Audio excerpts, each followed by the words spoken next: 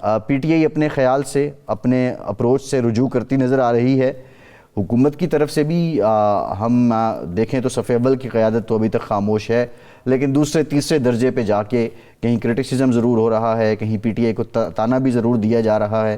آپ سمجھتے ہیں کہ مسلم لیگ نون بھی مذاکرات پہ آئے گی، یا جو ہارڈ لائنر گروپ ہے جو پی ٹی آئی کو دہشت گرد جماعت کہتا ہے، پرتشدد کارروائیوں میں ملوث کہتا ہے، وہ حاوی رہے گا، اس کی بات سنی جائے گی؟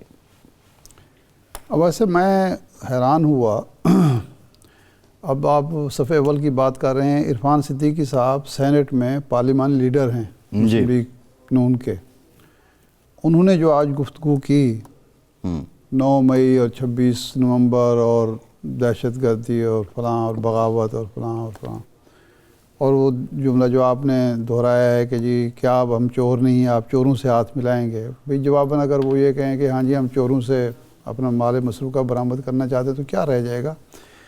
اس وقت معاملات کو ٹھنڈا کرنے کی ضرورت ہے حکومت کی طرف سے، اس لیے کہ اس ملک کو چلانے کی ذمہ داری انہوں نے اٹھائی ہوئی ہے. تو اگر معاملات ٹھنڈے نہیں ہوتے، وہ پرفارم نہیں کر سکتے، یا تو وہ سمجھتے ہیں کہ جی ان کو ہم کرش کر کے معاملات ٹھیک کر لیں گے. تو ماضی کا تو تجربہ ہمیں ایسا نہیں لگتا. سیاست میں کبھی کے دن بڑے کبھی کی راتیں بڑی.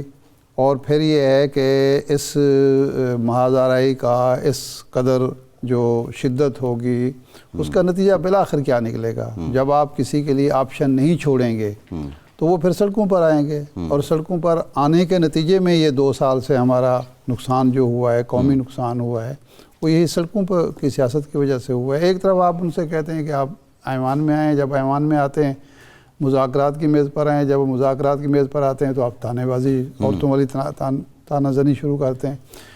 شہری رحمان صاحبہ نے بڑی دھواں دار تقریر کی ہے.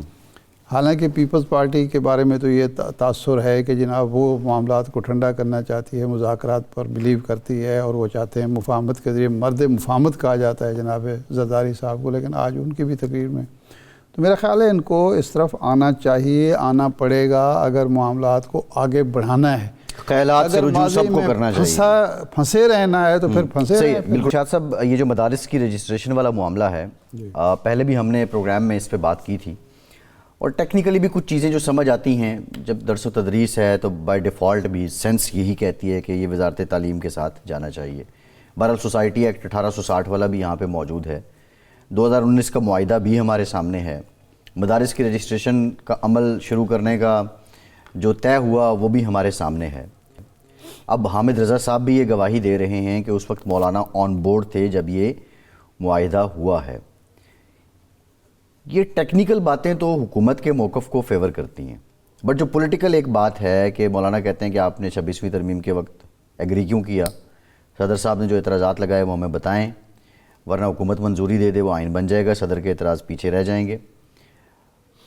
پولیٹیکل ایلیمنٹ کیا ہے؟ کیا یہ صرف مدارس کی رجسٹریشن کا مسئلہ ہی ہے، یا مولانا اپنا ہاؤس ان آرڈر کر رہے ہیں، یا نیشنل پولیٹیکل کینوس میں اس کے ذریعے مولانا سمجھتے ہیں کہ ان کی پوزیشن مزید مضبوط ہو سکتی ہے؟ اب صاحب، نہ یہ معاملہ پولیٹیکل ہے نہ یہ ٹیکنیکل ہے. بیسیکلی ہمارے ہاں جو حکومت یہ ہو یا اس سے پہلے یہ ان کا فیصلہ سازی کا عمل انتہائی ناقص، اور یہ جو فیصلہ کر رہے ہوتے ہیں دل اور دماغ الگ الگ ہوتے ہیں. دماغ کسی طرف ہوتا ہے، دل کسی طرف ہوتا ہے. مثال کے طور پر یہ جو 19 کا معاہدہ ہے اور جس کے تحت یہ ڈائریکٹریٹ بنا ہے، اس پہ قانون سازی کیوں نہیں ہوئی؟ آپ نے ایک ایگزیکٹو آرڈر کے ذریعے کر دیا ہے تو اس کے بعد آپ کا فرض نہیں بنا، حکومت کا فرض، اس حکومت کا بھی اور اس کے بعد والی حکومت کا بھی. ان کو بھی تو 2 سال ہو گئے ہیں نا، اور اس سے پہلے وہ ایکٹ کے ذریعے تھا. 22 اپریل سے آپ شروع کریں گے نا، تو آپ 2 سال میں آپ نے بھی کچھ نہیں کیا. اب یہ کہہ رہے ہیں نا، وہ تو پھر مولانا پی ڈی ایم حکومت میں موجود تھے تب حکومت سے مراد حکومت ہے نا، اس میں یہ حکومت وہ حکومت. میں حکومت کی بات کر رہا ہوں کہ حکومت خواہ یہ ہو خواہ وہ ہو. ہمارے ہاں ایک جو اجتماعیت ہوتی ہے، ایک یکسوئی ہوتی ہے، کسی بھی معاملے میں آپ کا دل و دماغ کی یکسوئی بڑی ضروری ہوتی ہے. آپ اگر یہ سوچیں گے کہ سیکولر راضی نہیں ہوں گے یا مذہبی لوگ فلاں بات پہ راضی نہیں ہوں گے یا امریکہ کو اعتراض ہوگا یا یورپی یونین کو اعتراض ہوگا یا یہاں کی این جی اوز کو اعتراض ہوگا تو آپ کچھ بھی نہیں کر پائیں گے. یہ نالائقی نااہلی کی ایک وجہ یہ بھی ہے کہ آپ یکسو نہیں ہوتے کسی معاملے میں. جس معاملے میں یکسو ہوتے ہیں وہ ہو جاتا ہے. مثلا کرپشن میں یکسو ہیں تو سارے لگے رہتے ہیں, کوئی پوچھنے والا نہیں ہوتا. تنخواہیں بڑھانی ہوں آج ارکان اسمبلی کی 2 منٹ میں سارا کچھ ہو جاتا ہے. پھر کوئی آئین قانون اخلاقیات کچھ نہیں. سوال یہ ہے کہ آج جو مولانا اعتراض مولانا جو میں یہی کہہ رہا ہوں نا کہ مولانا جو اعتراض کر رہے ہیں, جب آپ مولانا کا یہ جو بل منظور ہوا ہے یہ مولانا کا بل نہیں تھا, یہ حکومت کا بل تھا. وزارت قانون نے اس کو منظور کیا, اس کے بعد کیبنٹ سے اس کی منظوری لی, اس کے بعد اسمبلی میں پیش ہوا. اسمبلی نے دونوں ایوانوں نے اتفاق رائے سے اس کو کیا. اور آگے زرداری صاحب نے جب یہ مذاکرات ہو رہے تھے تو زرداری صاحب آن بورڈ نہیں تھے, پیپلز پارٹی آن بورڈ نہیں تھی. وہ تو کریڈٹ لے رہے تھے جناب بلاول بھٹو صاحب کے, یہ سارا کچھ کرایا ہی میں نے. اور جب دستخط کرنے کے لیے گئے تو پتہ چلا کہ نہیں جی وہ اس میں تو یہ خامی ہے اور یہ کمی ہے, اور یہ پہلے آپ کو علم نہیں تھا. بیسیکلی میں نے جو بنیادی بات کی ہے وہ یہ ہے کہ یہ اعتراض ہی نہیں ہے کہ جی یہ تعلیم میں جانا چاہیے یا سوسائٹیز ایکٹ میں کے تحت ہونا چاہیے. بنیادی سوال یہ ہے کہ حکومت کی نیت جو تھی پہلے بھی نہیں تھی اور اب بھی نہیں ہے, یہ کام کرنا ہی نہیں چاہتے. اب علماء کو آپ سامنے لے آئے ہیں, آپ اخلاقی طور پر وزیر اعظم کو جرأت کا مظاہرہ کرنا چاہیے کہ جی اس وقت ہم نے آپ سے غلط بیانی کی تھی, ہم اس وقت بھی ارادہ نہیں رکھتے تھے اور اب بھی نہیں رکھتے.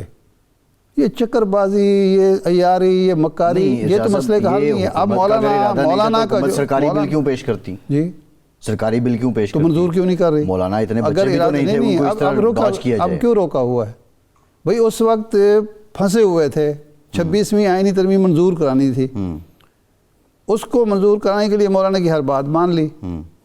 جب کام نکل گیا, میرا سوال یہ ہے, ٹھیک ہے یہ آپ کی بات جو کہہ رہے ہیں ٹھیک ہے درست ہے, مولانا جب پی ڈی ایم گورنمنٹ کا حصہ تھے تب تو انہوں نے یہ قانون سازی وہ کہتے ہیں کہ ہم اس وقت بھی کہہ رہے تھے, یہ بات چیت اس وقت چل گئی تھی. تو یہ بھی دوسری طرف یہ بھی ہے کہ مولانا نے بھی لوہا گرم دیکھ کے یہ اپنی تجویز دے دیں. ٹھیک ہے نا, میرا مطلب ہے کہ جب ایک قانون بن گیا ہے, صدر نے دستخط نہیں کیے تو آپ اس کو دوبارہ بھیجیں سمری اور منظور کرا لیں, کیونکہ دوبارہ اگر یہ سمری چلی جائے 10 دن میں دستخط نہ ہو تو وہ قانون بن جائے گا. جی اس سے نیت کا پتہ چلتا ہے. اس سے یا تو عوام کو وزیر اعظم صاحب ایک پریس کانفرنس کریں یا وزیر قانون کریں اور انہیں کہیں, عوام کو کہیں کہ جناب اس میں یہ ہماری مجبوریاں ہیں, ہم پر یہ دباؤ ہوا ہے اور ہم نے اس وقت مجبوراً ایک بات مان لی تھی مولانا کی, ہمارے بس میں نہیں ہے, یہ بھی نہیں کرنا, کبھی یہ چکر کبھی وہ چکر.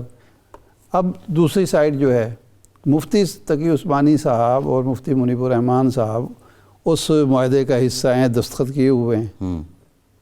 جو مولانا فضل الرحمان کا معاملہ ہے نا وہ بڑے کلیئر ہیں کہ نہ وہ پہلے معاہدے کا حصہ ہیں, نہیں یہ تو حامد رضا صاحب گواہی دے رہے ہیں. نہیں مولانا کے مکتبہ فکر کی نمائندگی تو موجود تھی نا. مولانا مفتی تقی عثمانی صاحب یا باقی لوگ ہیں, لیکن میں مولانا فضل الرحمان کی بات کر رہا ہوں, اس معاہدے کا حصہ وہ تو نہیں ہے, بطور شخص سے نہیں تھے. ٹھیک ہے نا, تو میں ان کی بات کر رہا ہوں کہ مولانا کا جو موقف ہے اخلاقی طور پر وہ برتری ان کو یہ حاصل ہے کہ وہ جو کہہ رہے ہیں وہ کہتے ہیں جی اس وقت بھی جو ہوا تھا میں تو اس کا حصہ نہیں تھا. مولانا تو اس وقت اسمبلی میں موجود ہی نہیں تھے, اس حکومت کا بھی حصہ نہیں تھے, اپوزیشن میں تھے. تو اس لیے حکومت کو اپنی پوزیشن واضح کرنی چاہیے, اور یہ آڑ لینا کہ جی وہ اس میں آزادی. حکومت تو اپنی یہ پوزیشن ٹیکنیکل گراؤنڈ پہ واضح کر رہی ہے. پی ٹی اے دور حکومت میں معاہدہ ہوا تھا, معاہدہ ہونے کے بعد طاہر اشرفی صاحب نے جو دیگر وفاق کے لوگ ہیں 10 نئے وفاق ہیں ان کو بلا لیا. تقی عثمانی صاحب جو ہیں وہ 17 تاریخ کو میٹنگ کنڈکٹ کریں گے. ہاں حکومت کا یہ موقف تو نہیں ہے, حکومت تو کہہ رہی ہے کہ اچھا جی کرتے ہیں. نہیں حکومت تو یہ نہیں کہہ رہی کہ اچھا جی کرتے ہیں, مولانا آپ کی بات کرتے ہیں, یہ کہہ رہے ہیں نا. یہ تو نہیں کہہ رہے کہ جی ہم نہیں کر سکتے یا ہم یہ لیں جی یہ ہو گیا ہے. یہ جو علامہ نے میٹنگ کنڈکٹ کی تمام علماء کو, وزیر تعلیم کو, دیگر وزیر اطلاعات یہ تو ان کا, یہ تو دیکھیں نا یہ کس کا موقف تھا؟ یہ حکومت کا موقف یہ ہے تو مولانا کو جواب دیں پھر.